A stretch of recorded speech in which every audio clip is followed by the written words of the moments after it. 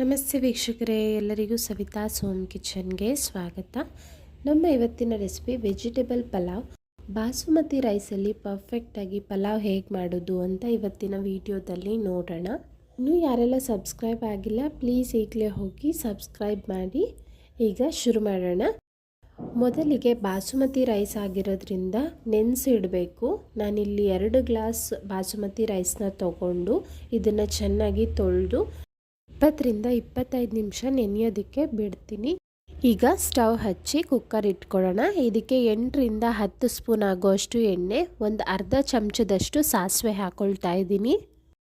ನಂತರ 2 ಏಲಕ್ಕಿ, 4 ಲವಂಗ, 2 ಇಂಚು ಚಕ್ಕೆ, ಹಾಗೆ ಪಲಾವ್ ಎಲೆ, ಪಲಾವ್ ಸಾಮಾನು ಏನೇನಿರುತ್ತೋ ಅದನ್ನೆಲ್ಲ ಹಾಕ್ಕೋಬೇಕು. ಒಂದೇ ಒಂದು ಹಸಿ ಮೆಣಸಿನಕಾಯಿ ಹಾಕ್ಕೊಂಡಿದ್ದೀನಿ, ಫ್ಲೇವರ್ಗೋಸ್ಕರ ಅಷ್ಟೇ, ಅದೇನು ಖಾರ ಇಲ್ಲ.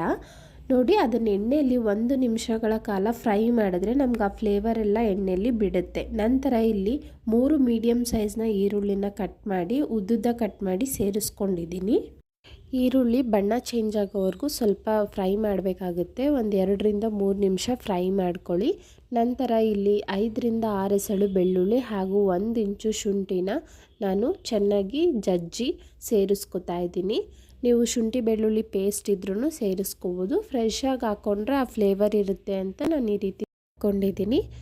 ಈಗ ಇದಕ್ಕೆ ಟೊಮೆಟೊನ ಹಾಕ್ಕೊಳ್ಳೋಣ. ನಾನಿಲ್ಲಿ ಸಣ್ಣ ಟೊಮೆಟೊ 2 ಟೊಮೆಟೊನ ಉದ್ದುದ್ದ ಕಟ್ ಮಾಡಿ ಹಾಕ್ಕೊಂಡಿದ್ದೀನಿ. ನಾವು 1 ಗ್ಲಾಸ್ ಅಕ್ಕಿಗೆ 1 ಟೊಮೆಟೊ ಆದರೆ ಸಾಕಾಗುತ್ತೆ, ಯಾಕೆಂದರೆ ಮೊಸರು ಯೂಸ್ ಮಾಡ್ತೀವಿ ನಾವಿದರಲ್ಲಿ. ಅದಕ್ಕೋಸ್ಕರ 1 ಟೊಮೆಟೊ ಸಾಕು 1 ಗ್ಲಾಸ್ಗೆ. ನಾನಿಲ್ಲಿ 2 ಗ್ಲಾಸ್ ತೊಗೊಂಡಿರೋದ್ರಿಂದ 2 ಟೊಮೆಟೊ ಸಣ್ಣದು ಕಟ್ ಮಾಡ್ಕೊಂಡಿದ್ದೀನಿ. ನಂತರ ಒಂದು ಸ್ವಲ್ಪ ಕರಿಬೇವು ಹಾಕ್ಕೊಳ್ಳೋಣ. ಟೊಮೆಟೊ ಎಲ್ಲ ಸಾಫ್ಟ್ ಆಗಬೇಕು ನಮಗೆ, ಅದಕ್ಕೆ ಒಂಚೂರು ಉಪ್ಪನ್ನು ಹಾಕ್ಕೊಳ್ತಾ ಇದ್ದೀನಿ, ಬೇಗ ಬೇಯುತ್ತೆ ಅಂತ. ಎಲ್ಲನೂ ಚೆನ್ನಾಗಿ ಮಿಕ್ಸ್ ಮಾಡೋಣ. ನೋಡಿ, 2 ನಿಮಿಷದ ನಂತರ ಟೊಮೆಟೊ ಎಲ್ಲ ಸಾಫ್ಟಾಗಿ ಆಗಿದೆ. ಈಗ ನಾನು ಕಟ್ ಮಾಡಿ ತೊಳೆದು ಇಟ್ಕೊಂಡಿರೋ ಅಂಥ ತರಕಾರಿನ ಹಾಕ್ಕೊಳ್ತಾ ಇದ್ದೀನಿ. ನಿಮ್ಮ ಹತ್ರ ಯಾವ ತರಕಾರಿ ಇರುತ್ತೋ ಅದನ್ನು ಹಾಕೋಬೋದು. ನಾನಿಲ್ಲಿ ಹಸಿ ಬಟಾಣಿ, ಕ್ಯಾರೆಟ್, ಆಲೂಗಡ್ಡೆ, ಹುರುಳಿಕಾಯಿನ ಹಾಕ್ಕೊಂಡಿದ್ದೀನಿ. ಈ ತರಕಾರಿನೆಲ್ಲ ಎಣ್ಣೆಯಲ್ಲೇ ಒಂದು 3 ನಿಮಿಷಗಳ ಕಾಲ ಫ್ರೈ ಮಾಡೋಣ. ಈಗ ಈ ತರಕಾರಿ ಬೇಯೋ ಅಷ್ಟರಲ್ಲಿ ಮಸಾಲೆ ರೆಡಿ ಮಾಡ್ಕೊಳ್ಳೋಣ. ಇಲ್ಲಿ 1/4 ಲೀಟ್ರ್ ಗಟ್ಟಿ ಮೊಸರು ತೊಗೊಂಡಿದ್ದೀನಿ. ಅದಕ್ಕೆ 1 ಸ್ಪೂನ್ ಆಗೋ ಅಷ್ಟು ಧನಿಯಾ ಪೌಡರ್, 1 ಸ್ಪೂನು ಅಚ್ಚ ಖಾರದ ಪುಡಿ, ನಂತರ 3/4 ಸ್ಪೂನ್ ಆಗೋವಷ್ಟು ಗರಂ ಮಸಾಲನ ಹಾಕ್ಕೊಂಡಿದ್ದೀನಿ.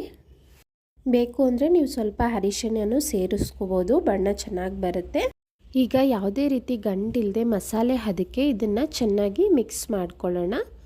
ಮಸಾಲೆ ರೆಡಿ ಇದೆ. ತರಕಾರಿನೂ ಎಣ್ಣೆಯಲ್ಲಿ 3 ನಿಮಿಷ ಫ್ರೈ ಆಗಿದೆ. ಈಗ ಮಸಾಲೆನ ತರಕಾರಿಗೆ ಹಾಕ್ಕೊಳ್ತಾ ಇದ್ದೀನಿ.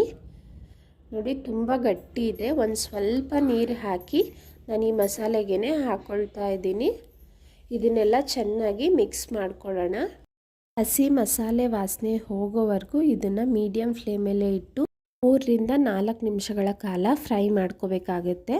ಮಸಾಲೆ ಎಲ್ಲ ತರಕಾರಿಗೆ ಚೆನ್ನಾಗಿ ಹೊಂದ್ಕೊಳ್ಳುತ್ತೆ, ಹಾಗೆ ಎಣ್ಣೆ ಬಿಡುತ್ತೆ. ನೋಡಿ, ಈಗ ನಾನು 1 ಹಿಡಿ ಆಗೋ ಅಷ್ಟು ಪುದೀನ ಸೊಪ್ಪನ್ನ ಹಾಕ್ಕೊಂಡಿದ್ದೀನಿ.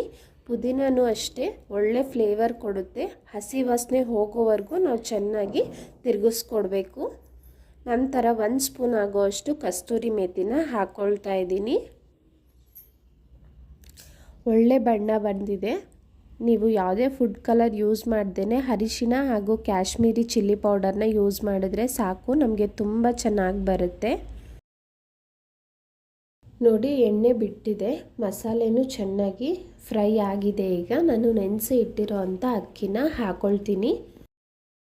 ನೋಡಿ, ಬಾಸುಮತಿ ಅಕ್ಕಿ 25 ನಿಮಿಷ ಆಯಿತು. ಎಷ್ಟು ನೆನೆಸ್ತೀವೋ ಅಷ್ಟು ಚೆನ್ನಾಗಿ ಬರುತ್ತೆ. ನಾವು ನೆನೆಸ್ದೇ ಇದ್ದರೆ ಸ್ವಲ್ಪ ಗಟ್ಟಿ ಅನಿಸ್ಬಿಡುತ್ತೆ ಬಾಸುಮತಿ ಅಕ್ಕಿ ಎಲ್ಲ. ನಿಮಗೆ ಎಷ್ಟು ಟೈಮ್ ಇದೆಯೋ ನೀವು 30ರಿಂದ 35 ನಿಮಿಷದವರೆಗೂ ನೆನೆಸಿದ್ರೂ ಅಷ್ಟು ಸಾಫ್ಟಾಗಿ ಉದ್ರಾಗಿ ಬರುತ್ತೆ. ನೋಡಿ, ಈಗ ಅಕ್ಕಿ ಸೇರಿಸ್ಕೊಂಡು ನಾನು ಯಾವ ಗ್ಲಾಸಲ್ಲಿ ಅಕ್ಕಿ ಹಾಕಿದ್ನೋ ಅದೇ ಗ್ಲಾಸಲ್ಲಿ 4 ಗ್ಲಾಸ್ ನೀರನ್ನ ಹಾಕ್ಕೊಳ್ತಾ ಇದ್ದೀನಿ. ಒಂದ್ಸಲ ಮಿಕ್ಸ್ ಮಾಡಿ ಉಪ್ಪು ಖಾರ ಚೆಕ್ ಮಾಡ್ಕೊಳ್ಳಿ. ನಾನಿವತ್ತು ಹಸಿ ಮೆಣಸಿನ್ಕಾಯಿ ಯೂಸ್ ಮಾಡಿಲ್ಲ, 1 ಸ್ಪೂನ್ ಖಾರದ ಪುಡಿ ಹಾಕಿರೋದು. ಮನೆಯಲ್ಲಿ ಮಕ್ಕಳು ಸ್ಪೈಸಿ ಆದರೆ ತಿನ್ನಲ್ಲ. ಸ್ವಲ್ಪ ಸ್ಪೈಸಿ ಬೇಕು ಅನ್ನೋರು ಇನ್ನೊಂದು ಅರ್ಧ ಸ್ಪೂನಷ್ಟು ಖಾರದ ಪುಡಿ ಹಾಕ್ಕೊಳ್ಬೋದು. ಸ್ಪೈಸಿಯಾಗಿರುತ್ತೆ. ಉಪ್ಪು ಸಾಕಾಗಲಿಲ್ಲ ಅಂದರೆ ಉಪ್ಪು ನೋಡಿಕೊಂಡು ಹಾಕ್ಕೊಳ್ಳಿ. ಈಗ 1 ವಿಸಿಲ್ ಕೂಗಿಸ್ಕೊಂಡಿದ್ದೀನಿ. ತಣ್ಣಗಾದ ನಂತರ ಓಪನ್ ಮಾಡಿದ್ದೀನಿ. ನೋಡಿ ಮಸಾಲೆ ಎಲ್ಲ ಸ್ವಲ್ಪ ಮೇಲೇ ಇದೆ ಅಲ್ವಾ, ನಿಧಾನಕ್ಕೆ ಮಿಕ್ಸ್ ಮಾಡ್ಕೊಳ್ಳಿ. ಯಾಕೆಂದರೆ ಅನ್ನ ಕಟ್ಟಾಗ್ಬಿಡುತ್ತೆ. ನೀವು ಫಾಸ್ಟಾಗೆಲ್ಲ ಮಿಕ್ಸ್ ಮಾಡೋಕ್ಕೆ ಹೋದರೆ ನಿಧಾನಕ್ಕೆ ಸ್ವಲ್ಪನೇ ಮಿಕ್ಸ್ ಮಾಡಿಕೊಂಡು ನೋಡಿ ಉದ್ರುದ್ರಾಗಿ ತುಂಬ ಚೆನ್ನಾಗಿ ಬಂದಿದೆ. ಬಾಸುಮತಿ ರೈಸು ತುಂಬ ಹೊತ್ತು ನೆನೆಸಿರ್ತೀವಿ, ಹಾಗೆ ಅರ್ಧದಷ್ಟು ತರಕಾರಿನೂ ಬೆಂದಿತ್ತು. ಅದರಿಂದ ಒಂದೇ ವಿಸಿಲ್ ಸಾಕಾಗುತ್ತೆ. 1 ವಿಸಿಲ್ ಆಗಿದ ನಂತರ ತಕ್ಷಣಕ್ಕೆ ತೆಗ್ಯಕ್ಕೆ ಹೋಗಬೇಡಿ. ಯಾವಾಗಲೂ ವಿಸಿಲ್ ಅದಾಗದೇ ತಣ್ಣಗಾಗಬೇಕು. ಆ ಹಬೆಲೆ ಸ್ವಲ್ಪ ಹೊತ್ತು ಇರೋದ್ರಿಂದ ರೈಸ್ ಎಲ್ಲ ಕುಕ್ ಆಗಿರುತ್ತೆ. ನೋಡಿ ತುಂಬಾ ಚೆನ್ನಾಗಿ ಬಂದಿತ್ತು. ನಾನಿವತ್ತು 2 ಗ್ಲಾಸ್ ಅಳತೆಗೆ ಹೇಗೆ ಮಾಡೋದು ಅಂತ ತೋರಿಸಿದ್ದೀನಿ.